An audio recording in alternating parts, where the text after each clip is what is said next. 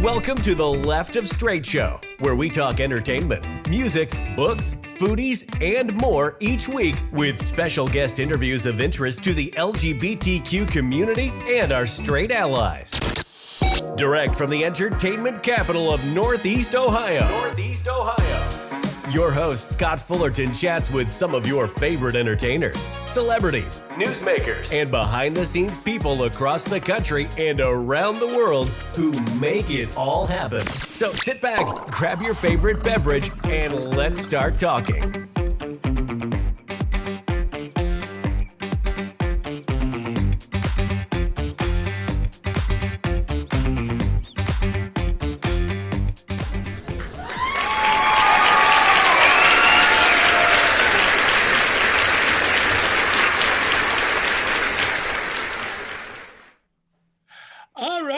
Everybody, welcome to a very special episode of the Rainbow Rundown. I'm your host, as always, Scott Fullerton, but joining me today, as you can see on your screen, we have a very special guest all the way from beautiful downtown Tacoma. We have Jonny here from the Queer Centric podcast and website. Yes. Jonny, how you doing today, buddy? I am good. And actually, I was born in Tacoma, but I'm in Spokane. But once I was born in Tacoma, I was like, I'm out here. And if you've been to Tacoma, you know why. There you go. But Spokane, very excited. Yes. But very excited to be here because not many people are brave enough to ask me to be on their show. Well, we've been following each other for a while on social media, and I've listened to your podcast. You've listened to mine, and you are just fun. We're both, let's say, bearish of a certain age, and we have a little bit in common. So it's like, I think we vibe very well together, Mr. Jonny. I completely agree. I very much enjoy your show. We like the same kind of people. We have similar humor sets, and so I think we need a lot more bears of a certain age. That's all I'm saying, because we're pretty good. Exactly. I think so. And I'm so jealous. You guys do such great things for your community. I'm more entertainment-based fluff and all the goofy stuff. You guys talk about some serious subjects. Yeah. You take your arts. You've been in the arts community forever, and you are really a part of the community as far as that goes. So that's got to be pretty rewarding, I would think. It is very rewarding. It is very exhausting. But it's everything you want it to be. And this is what I say. People they're just here for the ride with me. I just am so ADD. I have so many interests, and I want to support everything. So we just bring the listeners with us. I love it. Well, like I said, I think you do great work. We have very similar tastes. Yes. I love your studio vibe and your casualness, which I like to do. You have a Kurt. I don't have a Kurt. I'm very jealous of that. You know what? You shouldn't be that jealous. No, just kidding. No, but it is. Having a team changes everything. It's the only reason we can be in the community and all that stuff. So if it wasn't for, Daniel the intern or Kurt the producer, I would just take a nap all day, and I probably should wait. So. Exactly. And Daniel's been on a journey. I'm loving following Daniel's journey. That's so exciting. Wait till you hear the next show, because we take him on a lovely little let's broaden your kink horizons journey. So, listen, it's getting real. It's getting real in here. I'm telling you, I told you off air, I brought some guests on the other day for the Multi-Amory podcast. Yes. That's a picture of my mom. I had to take it down. I pushed it down. I was embarrassed. I mean, I don't talk about that stuff. Right? So also, we're of a certain age, and in my certain age, I'm like, I am so behind the times that I didn't know we went from polyamory to multi-amory. So I've got to catch up. I have to catch up. Go. Yes. I'm lucky to find one at a time, and I'm one of those jealous guys. Thank you. So it's not good. It's not good. Exactly. Well, let's get into it. I mean, we've got a lot of stuff going on. We have Pride Month happening. This is going to air, I believe, right before Pride Month. So we're doing this the couple days before. Exactly. You are actually hosting your Pride on the 10th. How exciting is that for you, and nerve-wracking? Right, and very, very honored. There's going to be about 62,000 people there, and what an honor it is to celebrate Spokane, and for them to go, I call myself a queerdo, and I love it. And what an honor for them to trust the queerdo to stand on a stage for 10 hours. You know what I mean? But super excited. We have a Daniel's running our street team, and we just want to spread some good vibes. So yeah. That'll be so much fun. I love that. And Pride is going to be so interesting because it's taken on that protest vibe again now that we have all these laws going everywhere. And right. for a while, we got to turn it into a bit of a celebration, but it's... I know. I feel like it lasted a sneeze. Yeah, we got maybe... I feel like it may look like 10 years and people think that's not a lot. I'm just going to say it's not a lot for rights, but yeah. So, I mean, now we're going back to what Pride originally was, which was stand up, speak out, be strong, you know? So... My very first episode in 2015 was 3 days after marriage equality passed. My first guest was one of the plaintiffs for that. Wow. So, I mean, it was exciting at the time, and we had all this enthusiasm. Now this year, it's like, I don't know what's going on. It's terrifying. They had to come up with a whole plan of how to keep everybody safe at this year's Pride because we don't know. Last year, there was a group called the Patriot Front or something, I don't know, that tried to attack a town's Pride that's just maybe a half hour from us. So this year, you know, it's a sad, and we're going to talk about some things today that just make you go, it makes me scratch my head and go, what? Why are we wasting energy? Right. You know, it doesn't make sense to me, but that's why you have people like us being loud and putting some words out there. There you go.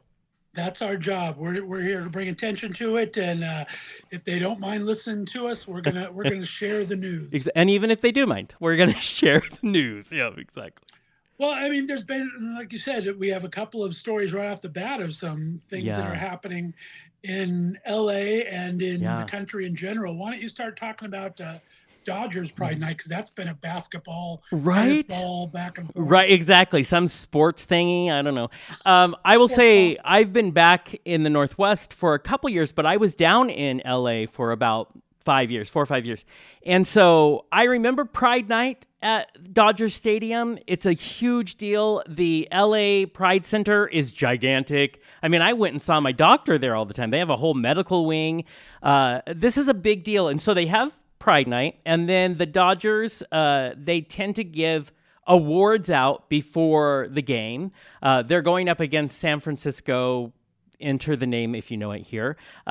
Their team there, and what's fascinating is so they decided one of the groups they wanted to celebrate was the Sisters of Perpetual Indulgence, which I remember my first Pride. You know, they are everywhere.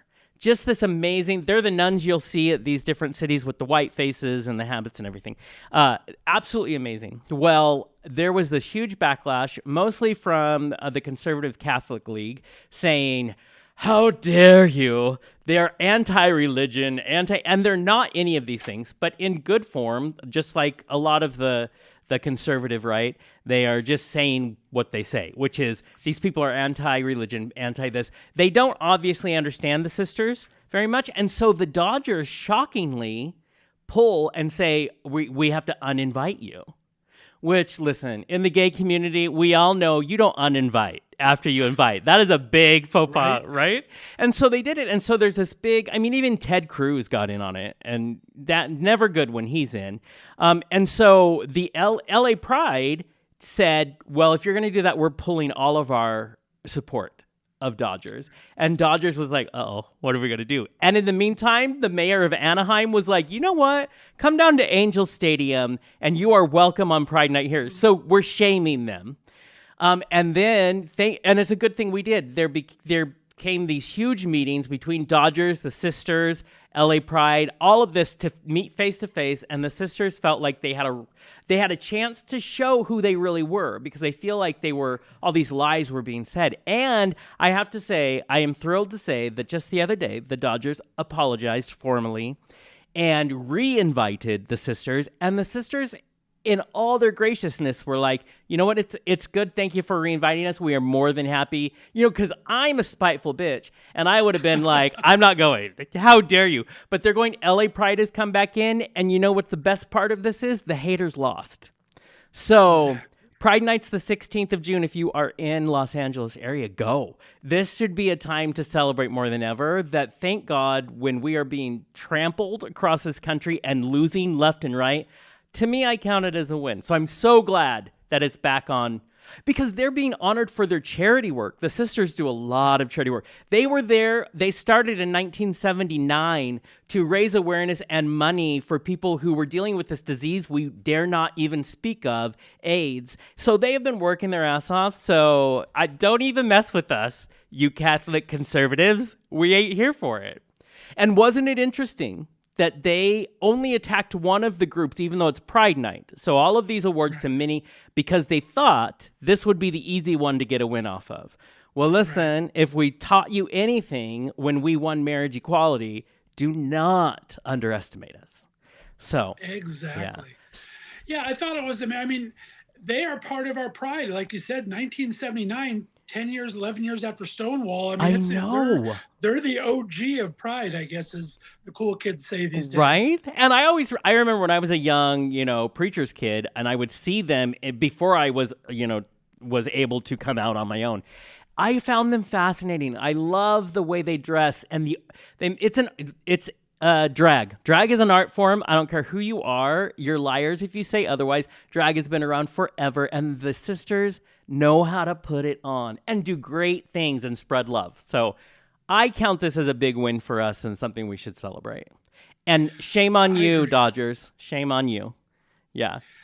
Yeah, exactly. And I'm glad they pulled their head out, because they did do, it seems like a heartfelt apology. I mean, 10 years they've been doing this Pride Night without one problem. And all of a sudden you have a Catholic lead, and I think it was Marco Rubio from Florida that said, pull it or something. It's like, what are we right. They had them, for? Tom Cruise, Marco Rubio. And you know what's even more interesting is the head of their marketing department for Dodgers is a queer man.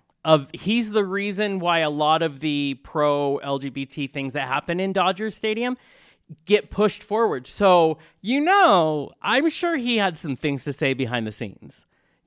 For it. He had to, because I think I remember that he even had his wedding in Dodger Stadium, or a reception. Right. So it was a big deal at the time. So yeah. I would maybe take 25 seats. No one needs a stadium if I'm getting married. But yeah, I love it. I think it's a great thing. But this is proof of why we have to continue to keep speaking out, because they'll try to sneak these things under on us, and we just can't afford to let that happen. So.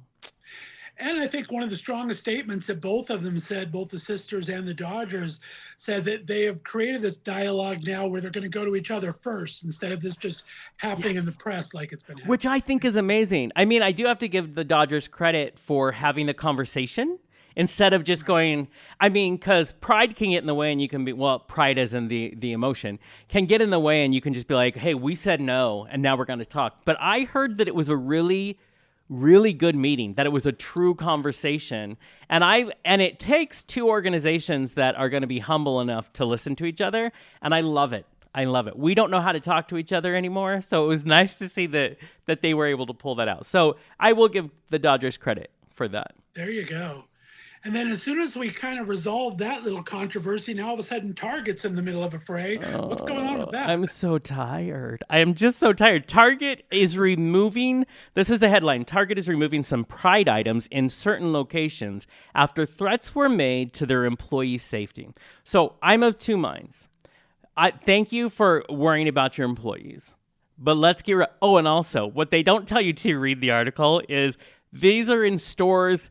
I'm sorry, it's just what it said. This is the fact, across the South.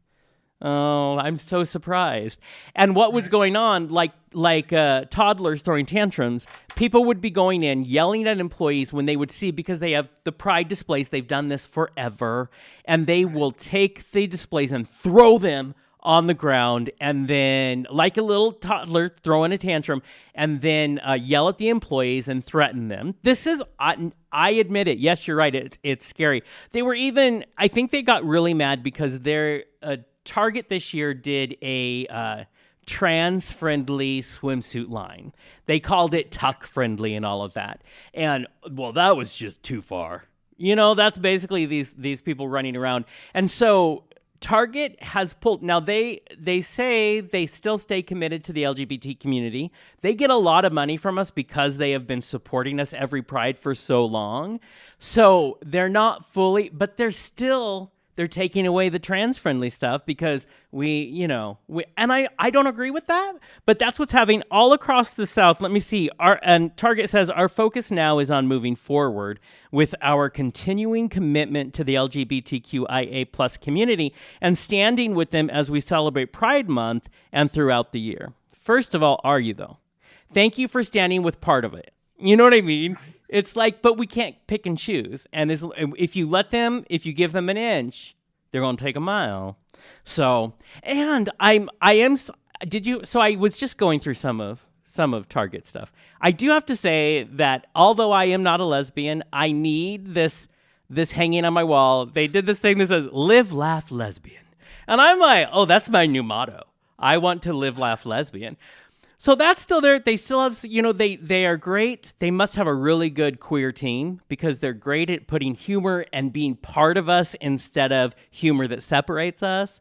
Right. But to me, this isn't acceptable. All they're saying right now is that they are making adjustments. Well, your adjustment should be add some security guards, and keep the celebration of Pride. That to me is the only, and shame on those idiots who are there, threatening employees.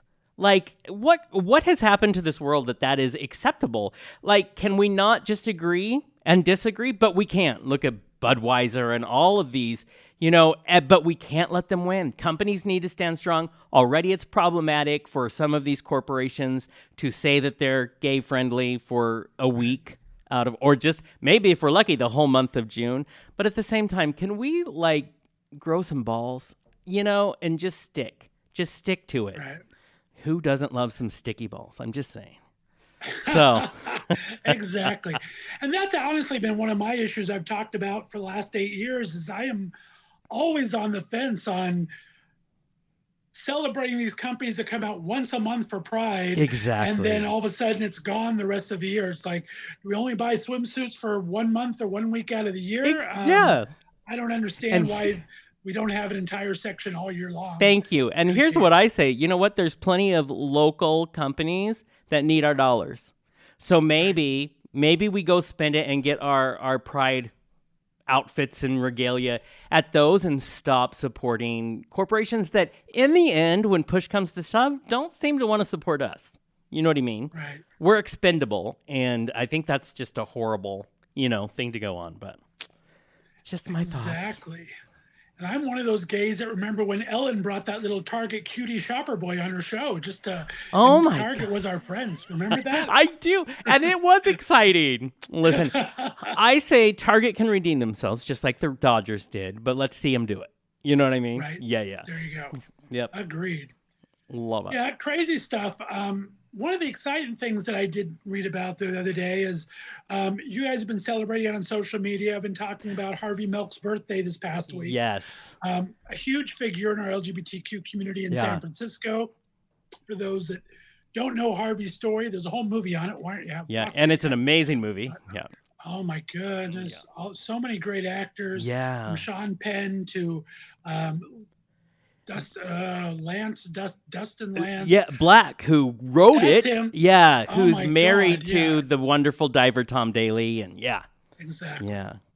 And he actually was a San Francisco supervisor, the first openly elected gay man in San Francisco, anybody in San Francisco, right? For their supervisors. And San Francisco's broken down. That's what their city council's like, these supervisors in different sections.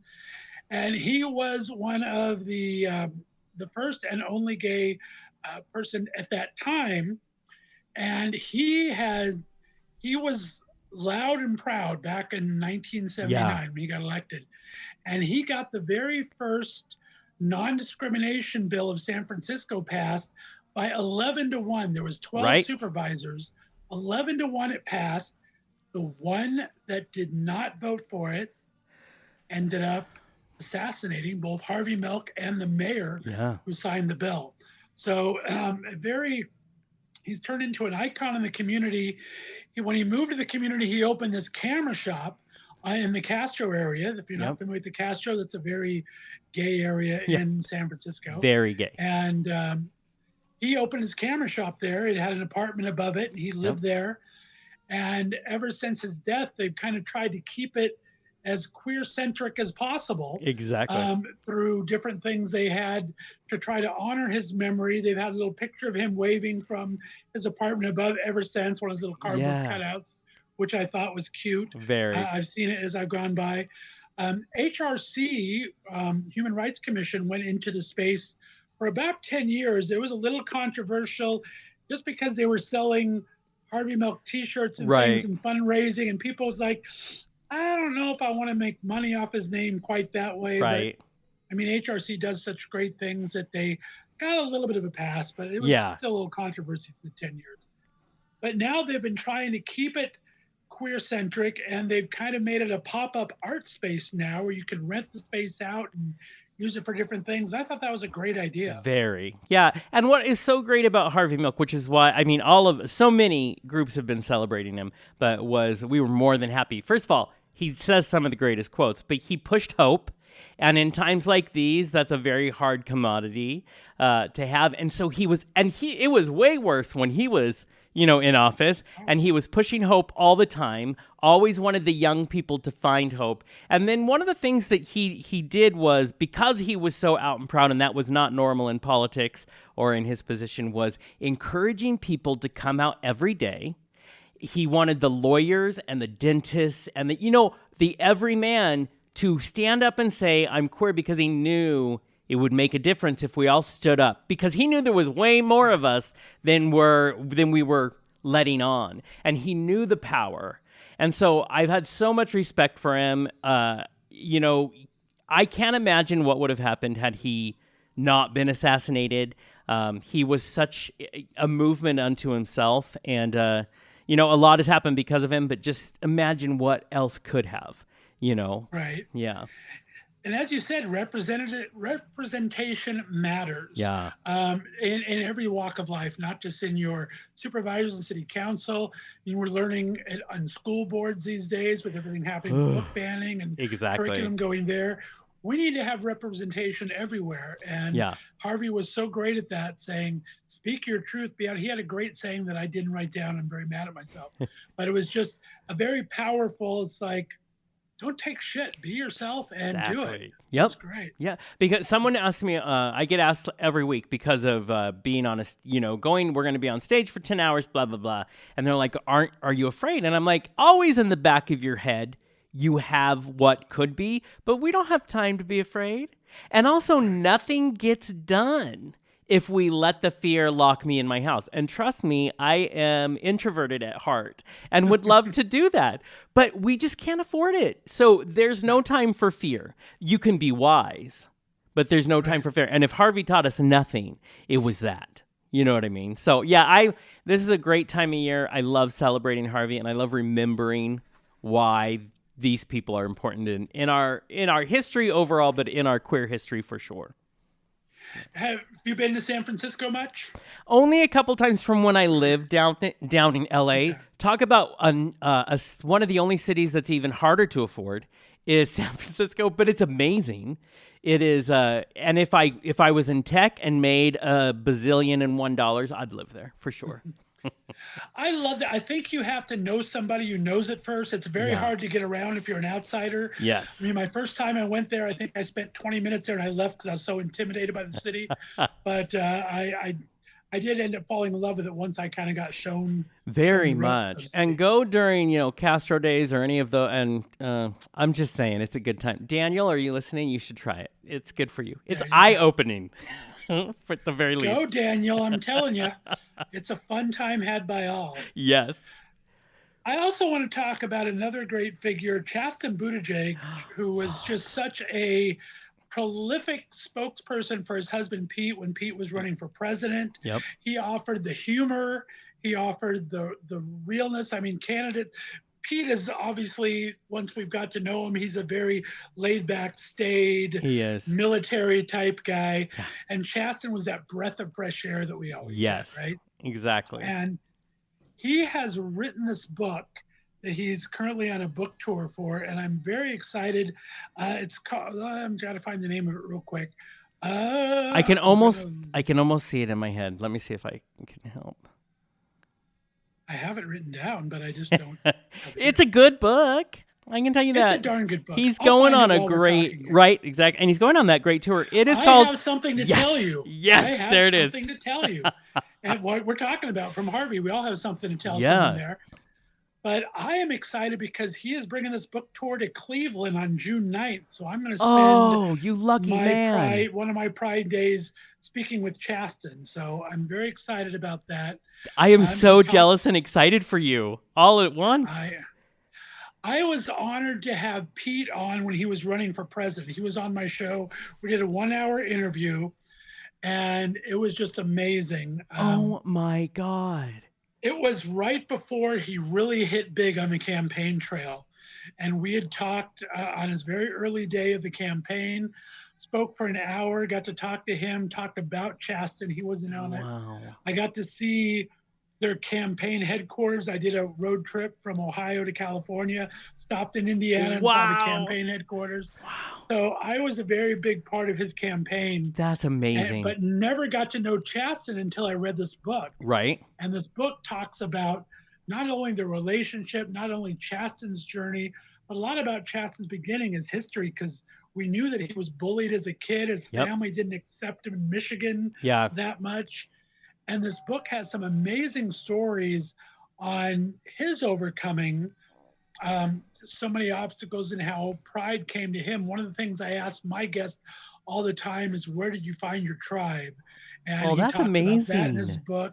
I need, that's one of my main questions for everybody, because I think we all have such a journey, right? Coming out to ourselves, coming out to others, and then trying to find a tribe to work with, right? Right. So it's always, I always say there's at least 3 steps of coming out, if not more. True statement. But Chasten answers it so great in this book. He talks about becoming a parent. They have these 2 wonderful little kids. The twins. But I'm excited. Oh, yeah. Can you believe it? How cute is that? And I think it's amazing because they do such a good job at just being a family. They don't try, they just are who they are. And given both of them are both Pete and Chasten are so well spoken, and people are trying to take them down in every interview, I swear, and they're both so good.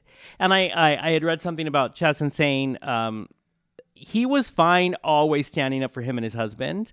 It's when people started bringing the kids into it that this was not okay with him. Right. Yeah, and so I love seeing them as a family. It's just amazing. They inspire me. Yeah.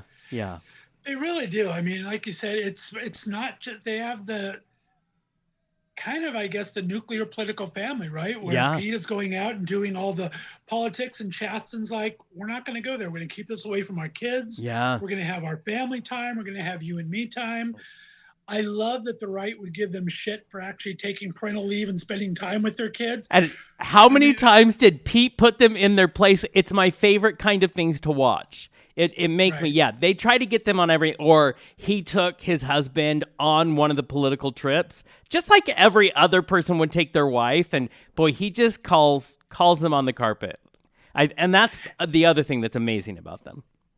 And he takes it to them. I mean, he goes on Fox News more than other commentators. He's not afraid to take them on because he knows he has that ammunition in his back pocket and he can speak circles around. Which is why I'm just saying I think he needs to be president. I'm just saying he needs to run for president, and let's just put him in office. I'm good with it. I'm fine.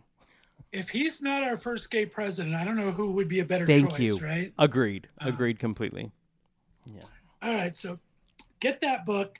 Again, it's called I Have Something to Tell You by Chasten Buttigieg, and just an amazing story of perseverance and going from having a very rough childhood to coming out. It's perfect for Pride Month, and so excited. And he's on this tour, so check your city. You don't know, but one of the things he's committed with this tour is to go to the cities that you wouldn't expect a story or a book like this to come.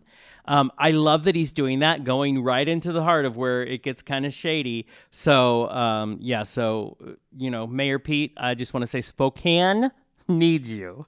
But there you go. But way to go, Chasten, for doing that. You know what I mean? Exactly. And just what you said, I think he's bringing it to one place in Detroit that your Patriot guys or Proud Boys or something just picketed for Drag Story Hour 2 months ago. Exactly. He's making that one of his stops on his tour. So I love good that. on him for that. Yeah, exactly. So perfect. Very cool. Let's go from yay goody two shoes back to our favorite state, Florida. By the time this airs, we probably have DeSantis throwing his hat in the ring. Well, he already did today. It's done deal. Okay. He's thrown it in. Okay. He chose to use Twitter to throw it in because, he has Elon Musk's support. And I'm like, who cares?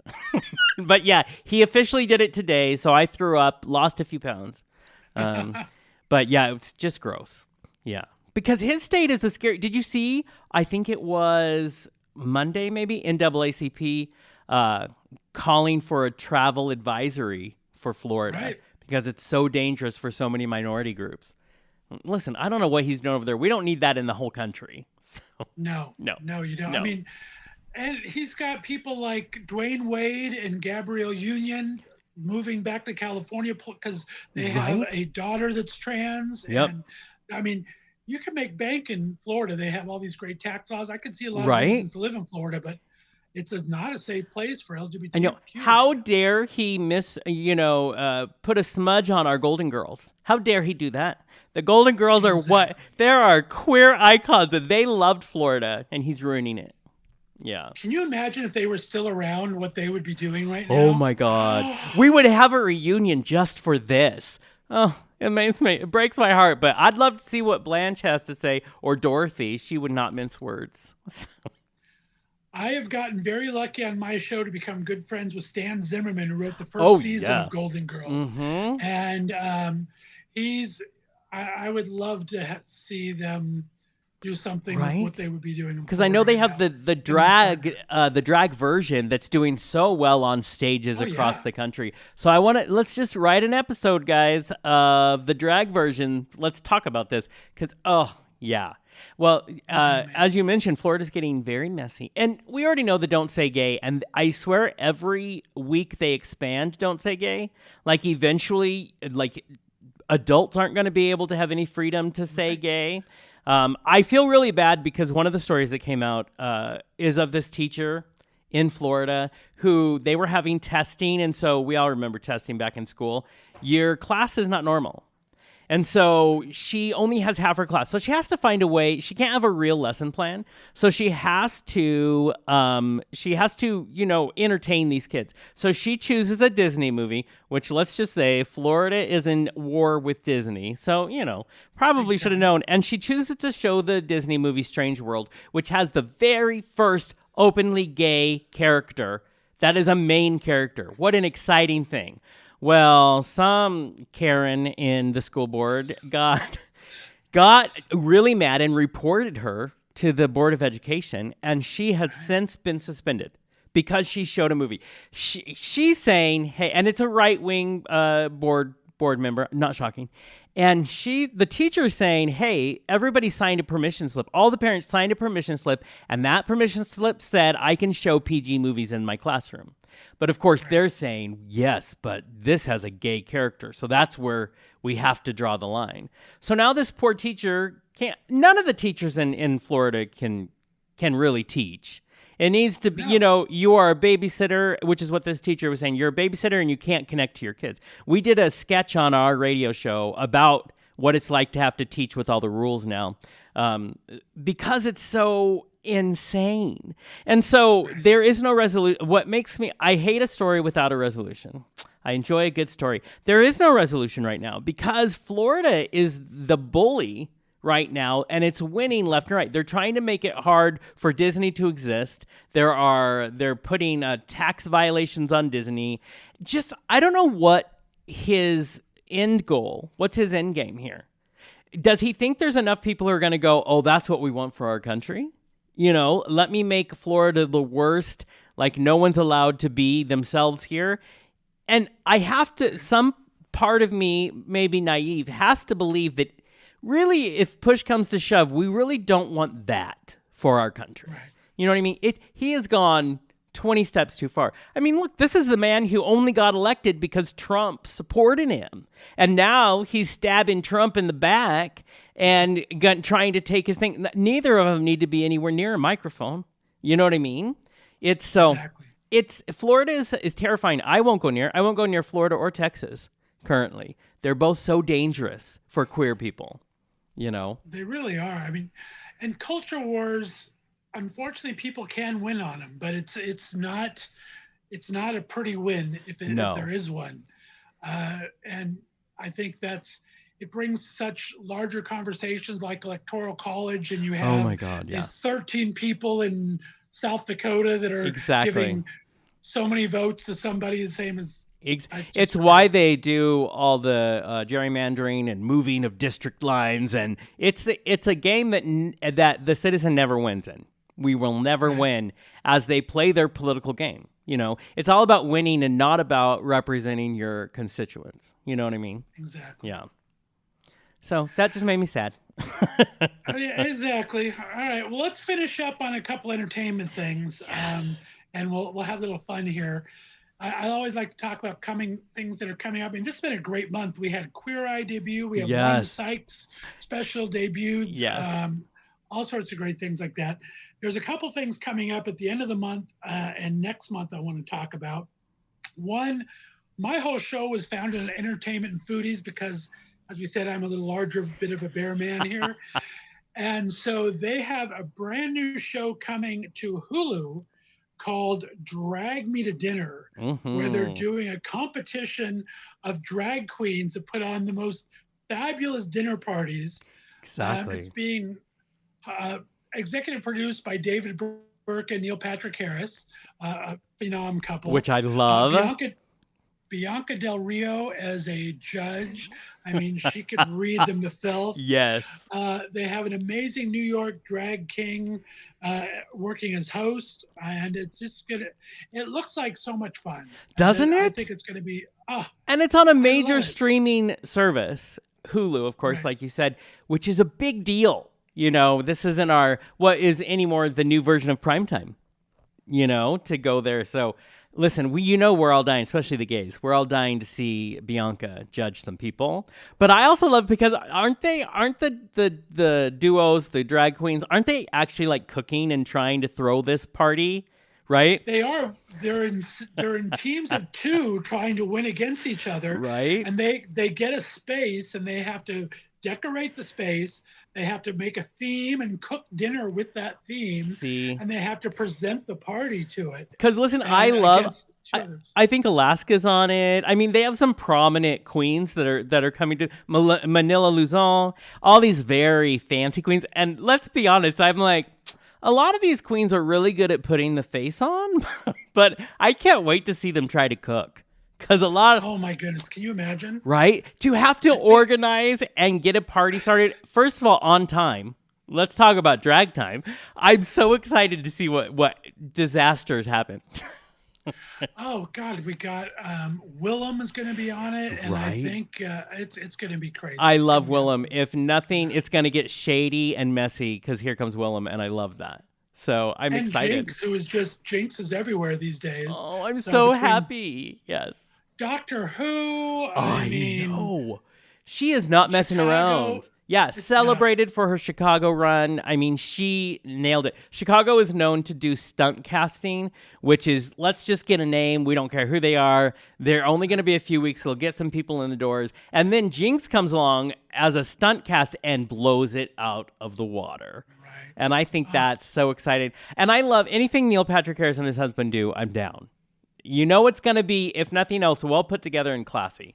So I've been fans of theirs for such a long time because they're so creative and they're so fun. I remember that I think David put together some kind of a scavenger hunt for Neil, like in 6 different cities, including Disneylands and different things. David is a master chef and throws some amazing dinner parties from what I've heard. Yeah. He was just so much fun. And he just finished starring on Broadway. I'm like, does this couple not ever, like, they don't stop. You know, they're both these amazing award-winning actors that you have them, like you said, the master chef. It makes me feel very unaccomplished. So. I know, right? I know.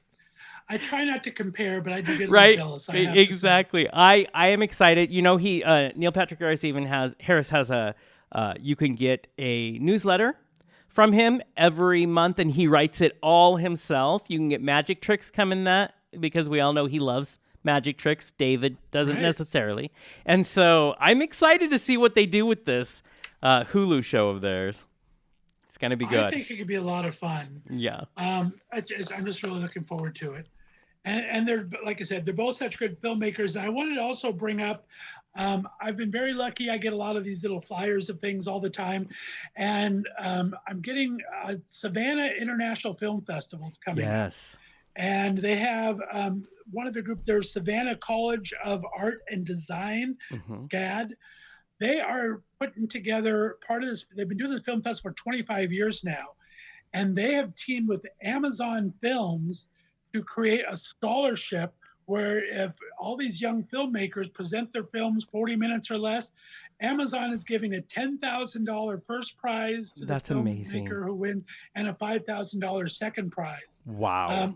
But it needs to be an LGBTQ filmmaker and a queer-themed film. That is an amazing opportunity. You know how many filmmakers are out there, and especially in telling a queer storyline.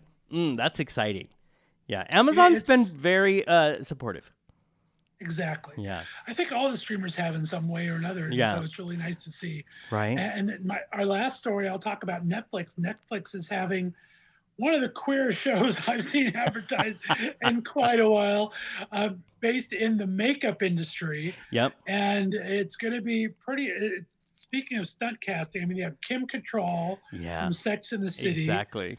They have Zane Phillips, who, if you don't know Zane, from Fire Island, and he was on Legacies from the Vampire Diaries series, Legacies. He played a gay character in that, openly gay actor, Zane Phillips, who was, I mean, he just did an interview the other day, and I couldn't see his screen because of his bicep. It's just I love amazing. it. Let's just interview his bicep. I mean, who needs to move the camera up? I'm telling you, it's just amazing. And they're going to have, it's going to be almost like a Fire Island reunion. They're going to have Joel Kim Boosler. Oh, I love him. It's going to be such great cast doing parts. It's a 10-part series based on this dynasty-esque makeup fortune and featuring a gender-neutral character, Marco, that's this up-and-coming singer on YouTube fame that got picked to be this main character, Marco. And he's just going to be this gender fluid person learning his way in the makeup industry with Kim Cattrall as the big boss. I'm excited for that. I miss her in Sex and the City, so it's nice when she comes back, you know, because she's great. She's amazing. Also, isn't it interesting? You were talking about that storyline. Where was social media when we were young? We would be so famous right now. I'm telling you, right? I'm like, wow. Yeah, we could have been viral. Every Wheaties box on the Pride Month at least. Pulls out the shelves at the end of Pride. Well, even if we had to just paste our pictures, we'll just go through each supermarket, paste our own pictures on there. Exactly. Well, and like the pedigree of this glamorous, it's called Glamorous on Netflix. The pedigree, Damon Wayans of all people is one of the executive producers, and I just don't. I didn't know that. And an LGBTQ Centric, and along with his partner Jordan Nardino, who actually wrote all 10 episodes. Well, speaking of Damon Wayans, do you remember In Living Color? Remember, hated it. So he has a little bit. You know, he knew about us queers way back in the day. Yeah. Exactly. So maybe that's his connection. Well, I think that's all the news that's fit to print on this Rainbow Rundown. It's been so much fun being able to talk to somebody about it. We're going to have to do this again real soon. We've talked about your hosting Pride coming up June 10th. what other things are happening as far when do you release your new episodes? Let everyone So brag about your station a bit. Right, we release every Tuesday, and we are always doing fun stuff. So you can catch the video and the audio version of our shows every Tuesday at thequeercentric.com. Find us on all your socials and like us, because as we call me in this game, I'm a media whore. So please validate me for doing that. But we also do like fun little videos. We're just releasing we're doing top 5 lists. So I do top 5, things that creep me out, top 5 men's underwear fashions that I agree with and don't agree with, because you want to know what I think. I mean, you need my approval. Yeah. So we do. And we're going to be releasing sketches again. And so, yeah, it's a lot of fun. So be sure to check us out. Give these 2 other people in the room something to do. So, There you go. Got to keep our interns busy, and it's important. It's important. Well, your show is like my goal now. You just know so many people. You have done great interviews with so many people. So when I grow up, I will be you. Well, thank you, my friend. I've gotten very lucky, and like we said, back when we started out, the internet and social media was nothing, right? So back in my day, when I started 8 years ago, I would just DM somebody and say, hey, I think you're queer and I'm having a queer show. Why don't you come on? Exactly. Like, sure, nobody else will promote me. I'm a gay actor, actress, director. So and true. I was able to get all these great. That's how I got Del Shores. That's how I got I love Stan him. Zimmerman. That's how I got so many great. Margaret Cho's been on my show 4 times. Oh, I love her. Yes. She's a great interview. We never talked about David Archuleta too. I want to give you a chance. Listen, we'll talk. This kid, I'm sure most people know he was on season 7 of American Idol. He was just a 16-year-old. We all of us gay people knew he was a little gay boy. He was not out at that time, and he had the stage father and everything. He's comes from a Mormon family. Well, he came out in 2001, and it was a rough go. Like, he would do a concert in Utah, the home of a lot of Mormons, and they were not very nice to him. So he would do concerts where people would walk out. And so he's always been a sweet, sensitive kid. Well, he got this opportunity to go on The Masked Singer. And I have to admit, I'm not normally someone who makes time to watch that show. I just have not had an interest.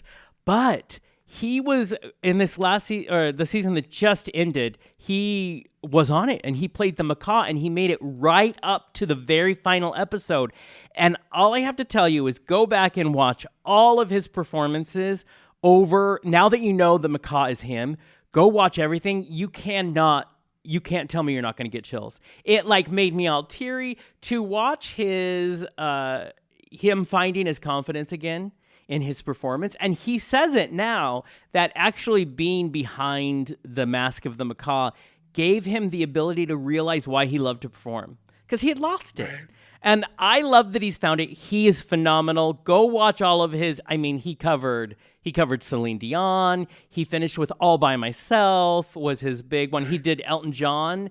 So many amazing songs that he even did One Direction for people who were into One Direction. And he did all of it in his way that really changed not only, I think, those of us listening and seeing how he did that. Hey, he has a new single coming out on June 1st. So, I mean, he's finally coming into his own, and I'm so excited and celebrate him that he's coming back to what he loves. I follow him on TikTok. He's very entertaining. Please follow him. I just love to support good people who busted their ass to become a phoenix and come back. His music is amazing. The new single on June 1st is called Up. So I told you right away, that was the first story I could think of that I wanted to talk about, only because his journey is crazy. He's relevant, he's music today, and he's also the embodiment of what so many of us go through.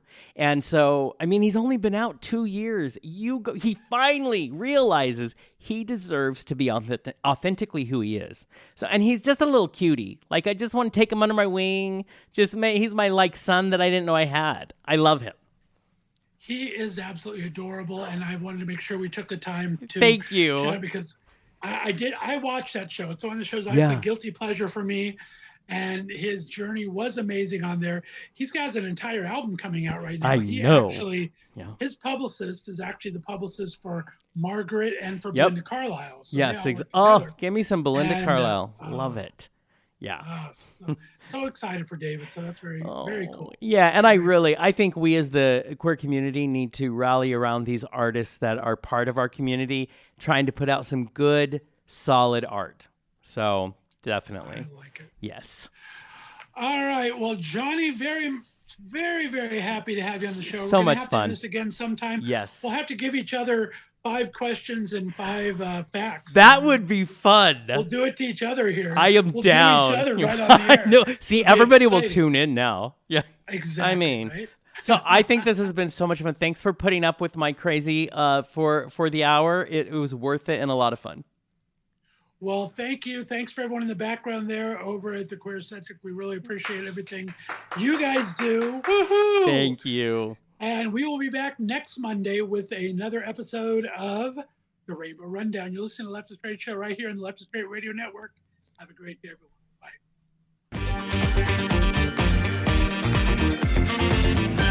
Thanks for listening to the Left of Str8 Show. Be sure to subscribe on your favorite podcast distributor, and please give us a 5-star rating so more listeners can find us. You can follow us on social media, and be sure to check out our website, www.leftofstraightradio.com, for contests and other news and information. See you next week.